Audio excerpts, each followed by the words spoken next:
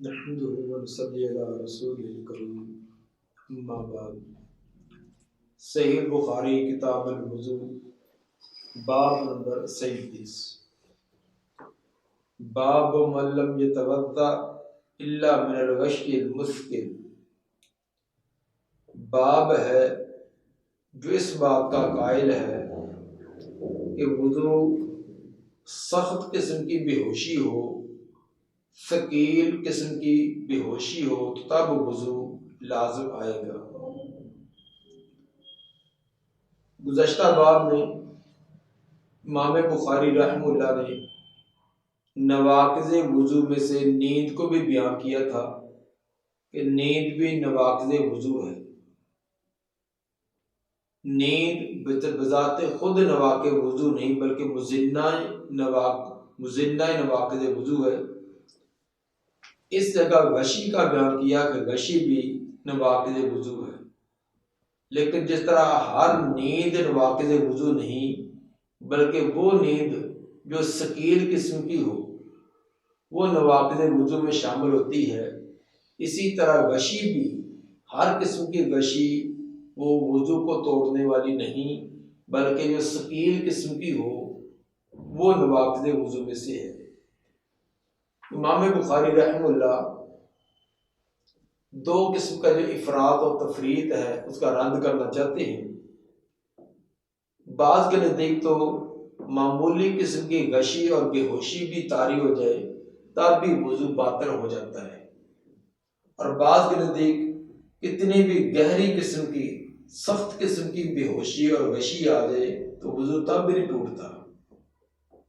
और ये इफरात और तफरीत है। इमाम बुखारी रहमतुल्लाह मुतवस्सित रास्ता इख्तियार करके अल मुश्किल की कैद लगाई कि मामूली किस्म की बेहोशी ये नवाक़िज़े वुज़ू नहीं, और ये बात भी नहीं कि इंसान को होश हवास ही ना रहे और लंबी देर तक बेहोश रहे और फिर कहीं उसका वुज़ू भी बाकी है, तो ये दोनों बातें दुरुस्त नहीं है। जिस तरह नींद गहरी हो तो इंसान को ये इल्म नहीं होता कि उससे कोई ऐसी चीज़ खारिज हुई है जो नवाक़िज़े वुज़ू होती है, तो गशी के अंदर भी ये चीज़ होती है। जब बेहोश है आदमी, उसको कोई इल्म नहीं, उसके जिस्म से कोई हवा वगैरह का खुरूज हो चुका है ये नहीं। तो जिस तरह नींद नवाक़िज़े वुज़ू है लेकिन नींद जो गहरी हो, इसी तरह गशी भी जो गशी मुश्किल किस्म की है वो भी मुज़िन्ना नवाक़िज़े वुज़ू में शामिल है। इस सिलसिला में इमाम बुखारी रहमतुल्लाह हदीस नंबर 184 लाए हैं। काला हद्दसना इस्माइल काला हद्दसनी मालिकुन अन हिशाम इब्न उर्वा अन इमरातिही फातिमा अन जद्दतिहा अस्मा बिन्त अबी बकर अन्ना कालत अतैतु आयशा ज़ौजन नबी सल्लल्लाहु अलैहि वसल्लम। हज़रत अस्मा बिन्त अबी बकर फरमाती हैं वो हज़रत आयशा रज़ियल्लाहु ताला अन्हा जो नबी सल्लल्लाहु अलैहि वसल्लम की बीवी हैं, आपकी ज़ौजा मुहतरमा हैं, उनके बारे में फरमाती हैं कि हज़रत आयशा रज़ियल्लाहु ताला अन्हा में फरमाती है कि मैं उनके अस्मा फरमाती है कि मैं हज़रत आयशा रज़ियल्लाहु ताला अन्हा के पास आई कब हीन खासफत शम्स, जब सूरज को ग्रहण हो चुका था। खुसूफ शम्स सूरज की रोशनी का मांद पड़ जाना या बिल्कुल रोशनी का खत्म हो जाना। फैज़न नासु क़ियाम यसल्लूना, तो अचानक लोग खड़े नमाज पढ़ रहे थे। जब मैं वहां पहुंची तो देखा कि लोग नमाज में हैं। चूंकि सूरज ग्रहण हो जाए तो उस वक्त नमाज पढ़ी जाती है। पूरा तरीका मुस्तकिल आगे बाब आ रहे हैं। तो बहरहाल सूरज ग्रहण के वक्त ये अल्लाह की निशानियों में से एक बड़ी निशानी है। इस वक्त भी इबादत रियाजत करनी चाहिए, जिनमें से एक बेहतरीन इबादत का तरीका वो नमाज। फ़ैदा या कायमतुन तुसल्ली, चुनाचे सैयदा आयशा रज़ियल्लाहु ताला अन्हा भी खड़ी नमाज अदा कर रही थी। कुल तुमालिन नास, अस्मा फरमाती हैं कि मैंने कहा कि लोगों को क्या हुआ है, क्या मामला है कि अब नमाज का तो वक्त नहीं है, यानी फर्जी नमाज का वक्त नहीं, लेकिन तमाम लोग इकट्ठे होकर ये लंबा क़याम के साथ नमाज क्यों अदा कर रहे हैं। फ़अशारत बियदिहा नहव अस्समा, उन्होंने इशारा किया अपने हाथ के साथ आसमान की तरफ। हज़रत आयशा रज़ी अल्लाह ताला ने हाथ की तरफ ऐसे ऊपर को इशारा किया कि आसमान को देखो। वकालत सुबहान अल्लाह, वो कहने लगी सुबहान अल्लाह, अल्लाह पाक है, अल्लाह हर ऐब से हर नक्स से पाक है, ये हमारे ही अमाल की कमी कोताही की वजह से ऐसा हो चुका है। वो तो आया तुम, मैंने कहा ये कोई बड़ी निशानी है, ये तो एक बहुत बड़ी निशानी है। फ़अशारत अन्नाम, सैयदा आयशा रज़ी अल्लाह ताला अन्हा ने इशारा किया कि हाँ, यानी सर के साथ इशारा किया कि हाँ वाकई एक बड़ी निशानी ज़ाहिर हो चुकी है। फ़कुम तो हत्ता तजल्ला लिगश्यु, मैं भी खड़ी होगी, नमाज के शुरू कर दी, इतना लंबा क़याम, यहाँ तक मुझे गशी डांटने लगी, मुझे गशी की कैफियत तारी होगी। वजअल तो खुब्बु फ़ौक़ रासी माल, मैं शुरू होगी डालने लगी अपने सर पर पानी, साथ ही पानी पड़ा हुआ था, वो मैं पानी चुल्लू के साथ या किसी बर्तन के साथ अपने ऊपर अंडेलने लगी ताकि वो एक जो गशी वाली कैफियत वो ख़त्म हो जाए। वजह ये थी कि सख्त गर्मी का मौसम था, लोगों के इज्तिमा की वजह से कुछ और हबस ज़्यादा हो गई और क़याम भी आपका बहुत ही लंबा था, जिसकी वजह से बेहोशी की कैफियत तारी होगी। इमाम बुखारी रहमतुल्लाह का इस्तदलाल इन्हीं अल्फाज से है कि अस्मा रज़ी अल्लाह ताला अन्हा नबी के पीछे सलाते कुसूफ अदा कर रही हैं, उन पर गशी तारी हो रही है, लेकिन उन्होंने नमाज जारी रखी। तो जो काम नबी की मौजूदगी में किया जाए और आप उससे मना ना करें, तो ये भी एक हदीस की किस्म है जिसको हदीस तकरीरी कहा जाता है। तो आपने इस बात से मना नहीं किया या वुजू करने का हुक्म नहीं दिया कि जिसको ये बेहोशी की कैफियत हो वो वुजू करे। ये बेहोशी गहरी किस्म की, सकील किस्म की ना थी, बल्कि हल्की किस्म की थी।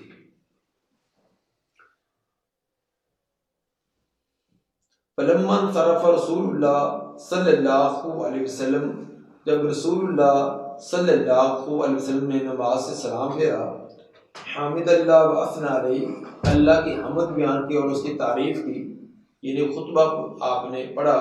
सुम्मा काला, फिर फरमाया, मामिन शैइन कुन्तु लम अराहु, नहीं थी कोई शय जिसको पहले मैंने ना देखा था, इल्ला कदर आयतु फी मकामी हाजा, मगर मैंने वो देख ली अपनी इस जगह। जो चीज़ें पहले अल्लाह ने मुझे नहीं दिखलाई थी वो अभी मुझे इस जगह खड़े खड़े दिखला दी।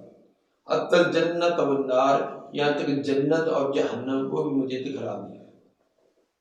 वलक़द ऊहिया इलैया अन्नकुम तुफ़्तनून फ़िल क़ुबूर, और मेरी तरफ वही की गई है बेशक तुम्हें आजमाया जाए कि कब्रों के अंदर मिसला और करीबन मिन फितरत दज्जाल, फितरत दज्जाल के फितने के करीब करीब कब्रों के अंदर तुम्हारी आजमाइश ऐसे होगी जिस तरह के दज्जाल का फितना है, उसी तरह तुम्हारी ये आजमाइश होगी। लफ्ज़ मिस्र था या करीब, इसके करीब करीब की और लफ्ज़ बोला। ला अदरी या दालिक कालत अस्मा, रावी बयान करते हैं, यानी हज़रत जो फातिमा जो शाम बिन उर्वा की बीवी हैं, वो फरमाती हैं कि मुझे ये याद नहीं रहा कि हज़रत अस्मा बिनत अबी बकर ने इन दोनों लफ्ज़ों में से कौन सा लफ्ज़ बोला था, मिस्र का लफ्ज़ था या करीब का लफ्ज़ था। ला अदरी अय्या ज़ालिका कालत अस्मा, मैं नहीं जानती कि हज़रत अस्मा ने क्या लफ्ज़ बोला। यो ताहदकुम फयुकालु, तुम में से किसी एक को लाया जाएगा, उसको कहा जाएगा, माइलमु का बिहादर रजुल, तेरा इस आदमी के बारे में क्या ख्याल है। अर्रजुल से मुराद नबी सल्लल्लाहु अलैहि वसल्लम की ज़ात मुक़द्दसा है कि आपके बारे में पूछा जाएगा कि तेरा इसके बारे में क्या ख्याल है। अम्मल मोमिनु अबल मुकिनु, रहा मोमिन या मुकिन जो यकीन रखने वाला था। ला अदरी या दाले का काल अस्मा, राबिया कहती हैं मुझे पता नहीं है क्या तस्मा ने इन दोनों में से कौन सा लफ्ज बोला। दोनों का माना मफहूम एक ही है, मोमिन और मुकिन से एक ही मफहूम है, तो सिर्फ वो लफ्ज का तायीन ना होने की वजह से वो उन्होंने अपना इजहार कर दिया, इन दोनों में से कोई एक लफ्ज बोला था। ये भी रवाते हदीस की किस तरह अमानत और दियानत है कि किसी एक लफ्ज के अंदर मामूली सा तरद्दुद भी हुआ, उसकी भी साथ वजाहत कर दी, या मोमिन का लफ्ज था या मुकिन था, इन दोनों में मुझे तरद्दुद हो गया। वयकूल मोहम्मद रसूलुल्लाह, पस वो कब्र में जब उससे पूछा जाता है, वो आदमी कहता है मर्द या औरत कि वो हज़रत मोहम्मद सल्लल्लाहु अलैहि वसल्लम थे जो कि अल्लाह के बरहक रसूल थे। इससे बाद लोगों ने जिन्होंने ये इस्तदलाल किया कि पीछे जो लफ्ज आया कि माइल तो बेहादर रजुल से बाद ये मफहूम समझ लिया कि नबी सल्लल्लाहु अलैहि वसल्लम कब्र मुबारक के अंदर खुद आपको हाजिर किया जाता है या हाजिर होते हैं। हालांकि ये बात नहीं है, क्योंकि अगर आप खुद कब्र के अंदर मौजूद हों और पूछा जाए कि ये आदमी कौन है, तो कब्र वाले जो जिससे सवाल किया गया उसको ये कहना चाहिए कि हाजा मोहम्मद रसूलुल्लाह। वो हाजा के बजाय हुआ का लफ्ज बोलेंगे तो साबित हुआ कि ये हाजा एक करीब के लिए नहीं है, बल्कि ये आपकी शान मर्तबा और मुकाम के लिए आपको करीब के इशारे के साथ ताबीर किया गया है।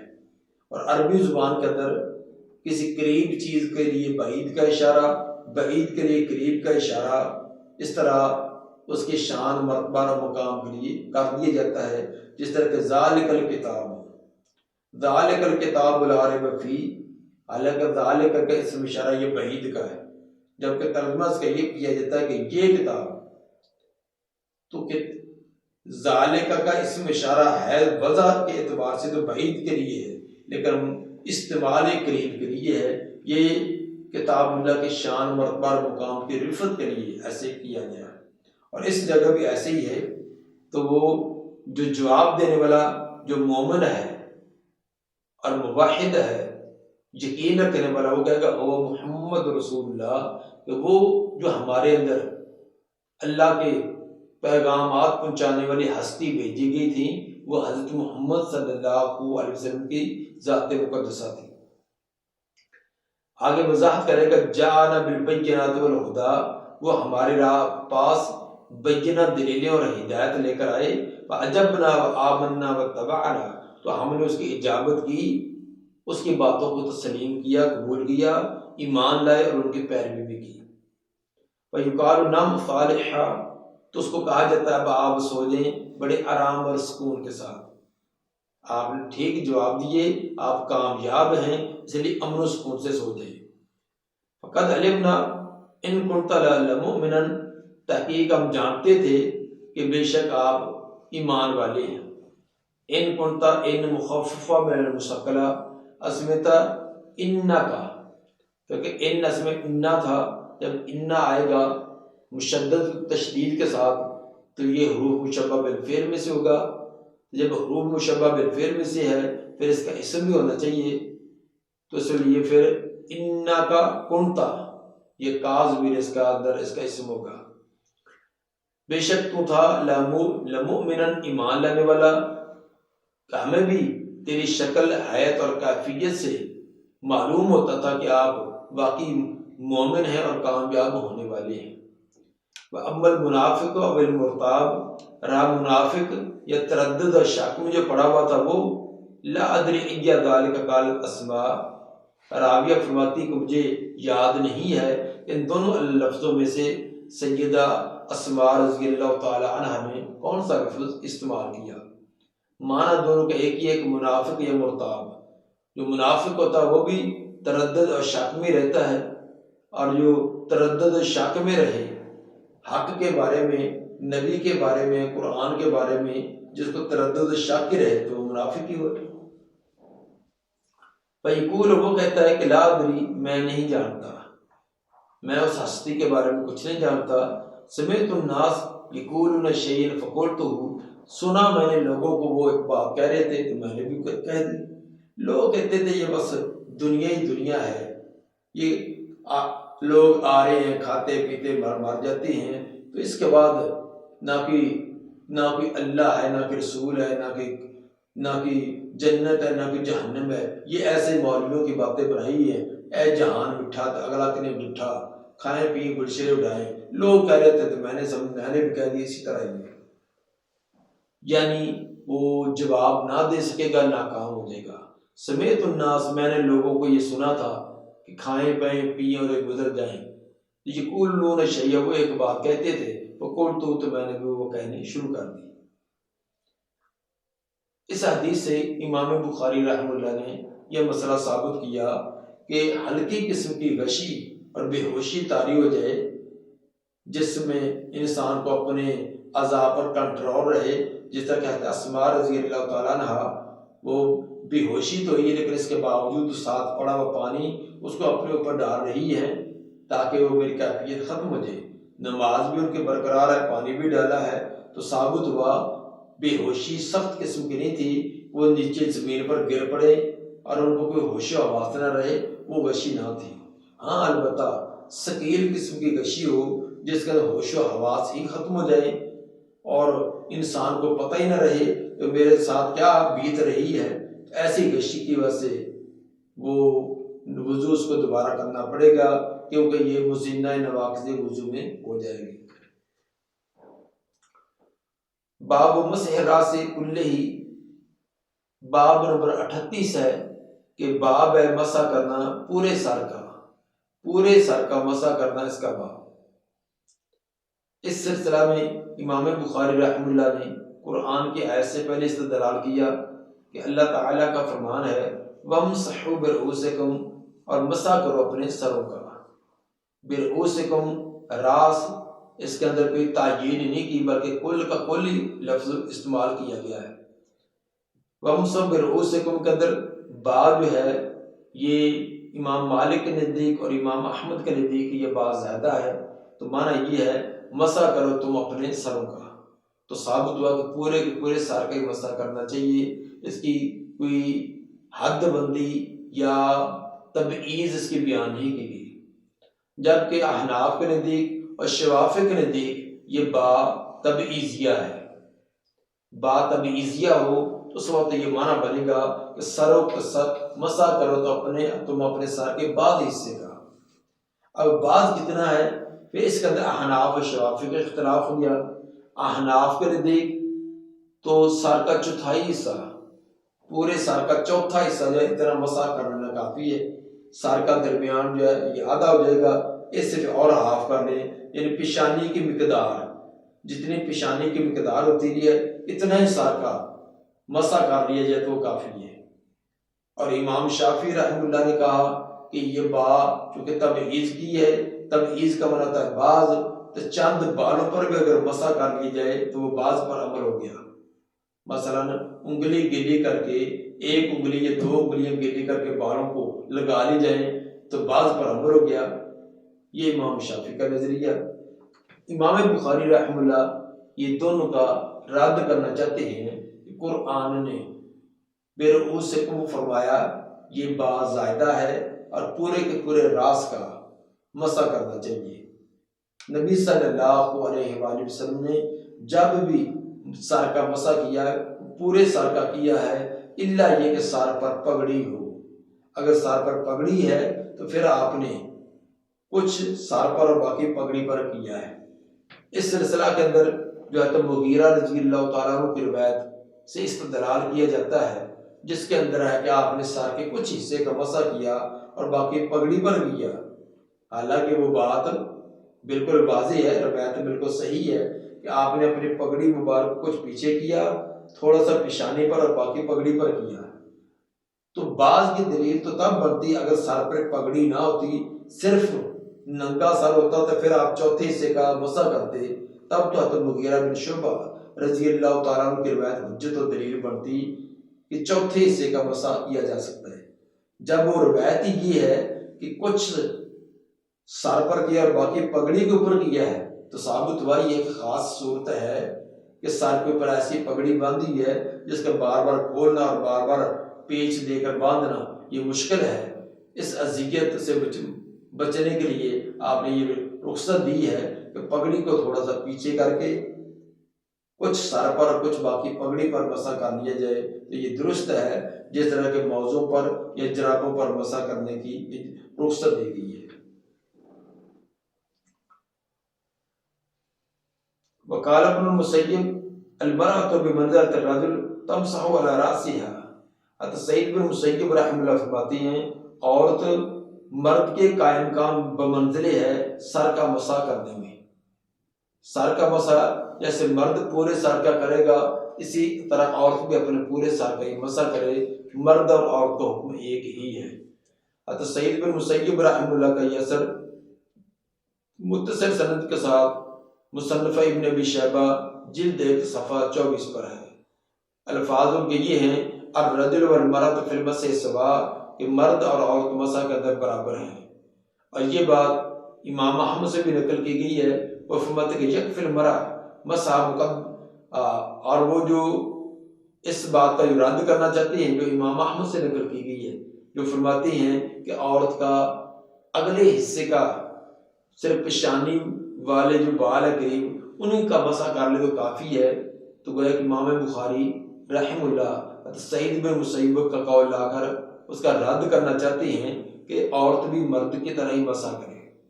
जब औरत के बाल, हालांकि औरत के बाल सतर हैं, औरत के बालों का छुपाना ये लाजमी है, तो जब औरत के लिए पूरे सर का मसा लाजमी है तो मर्द के लिए तो बिला औला। हालांकि मर्द का जो सर है, सर के बाल हैं, ये सतर में नहीं आते, पर्दे में नहीं आते। तो औरत जिसके बालों का छुपाने का हुक्म है, जब वो पूरे सर का मसा करे तो मर्दों को तो बिला औला पूरे सर का मसा करना चाहिए। वसुएला मालिकुन अयुज्जु अन यमसह बअद रास। हज़रत इमाम मालिक रहमतुल्लाह से सवाल किया गया, क्या काफ़ी है कि मसा करे सर के बाद हिस्से का?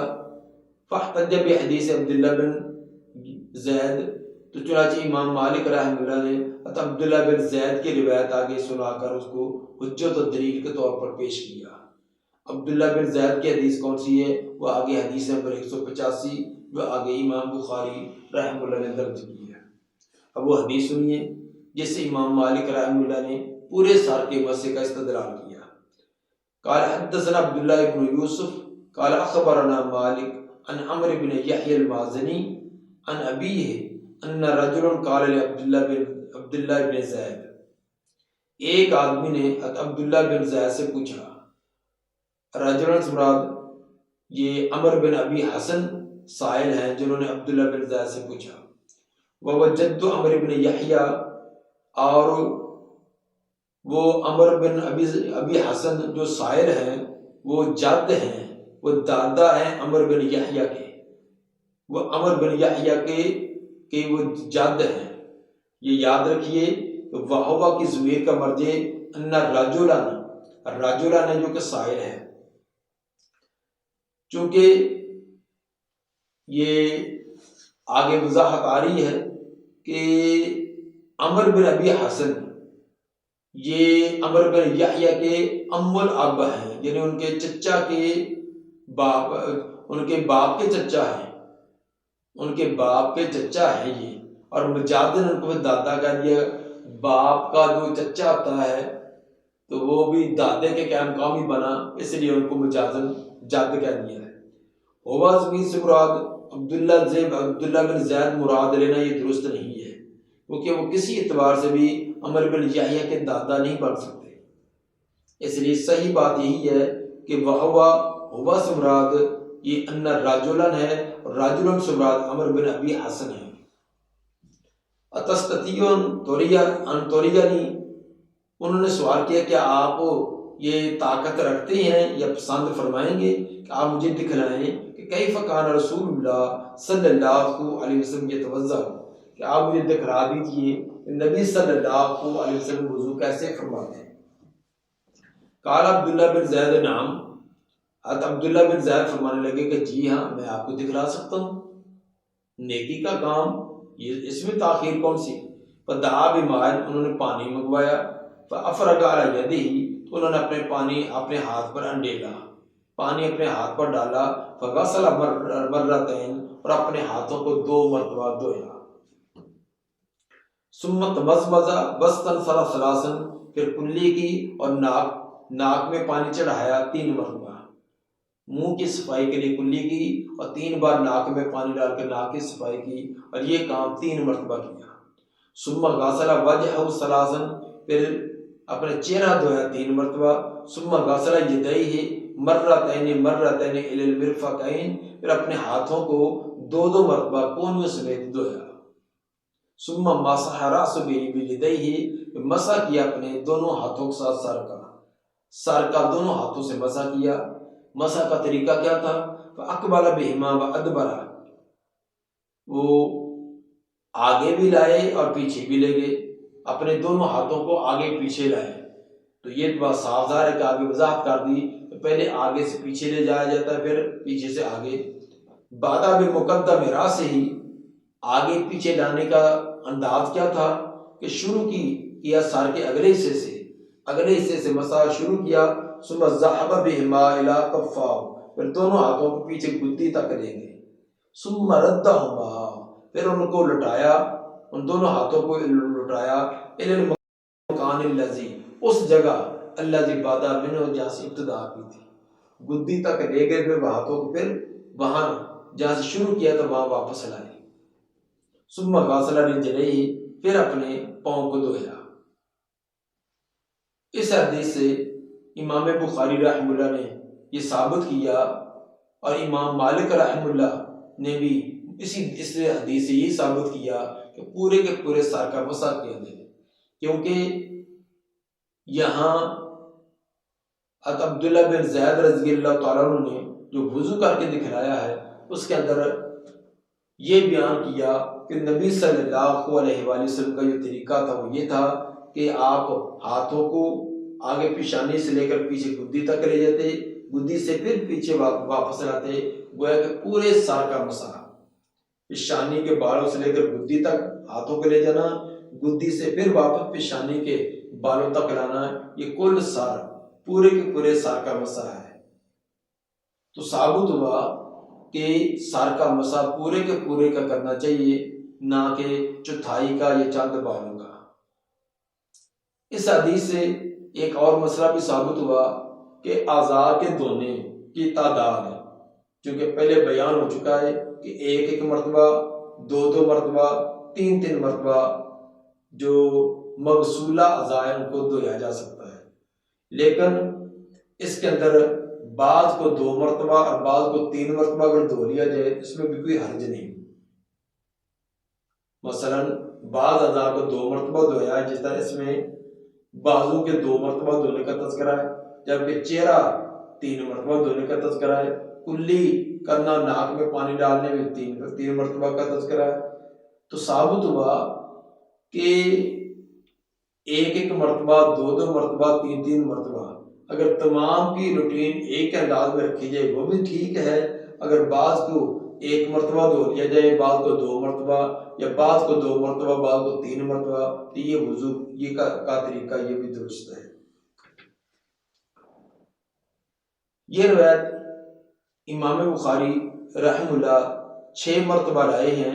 हदीस एक तो हदीस नंबर ये 185 है, आगे हदीस नंबर 186 में भी, और हदीस नंबर 191 में, हदीस नंबर 192, 197 और 199 में भी लाई है।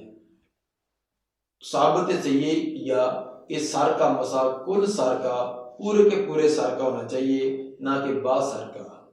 दुआ है कि अल्लाह ताला नबी सल्लल्लाहु अलैहि वसल्लम के तरीके के मुताबिक वुज़ू करके ठीक तरीके से हमें नमाज पढ़ने की तौफीक अता फरमाए। सुब्हान रब्बिका रब्बिल इज़्ज़ति अम्मा यसिफून, वस्सलामुन अलल मुरसलीन, वल्हम्दुलिल्लाहि रब्बिल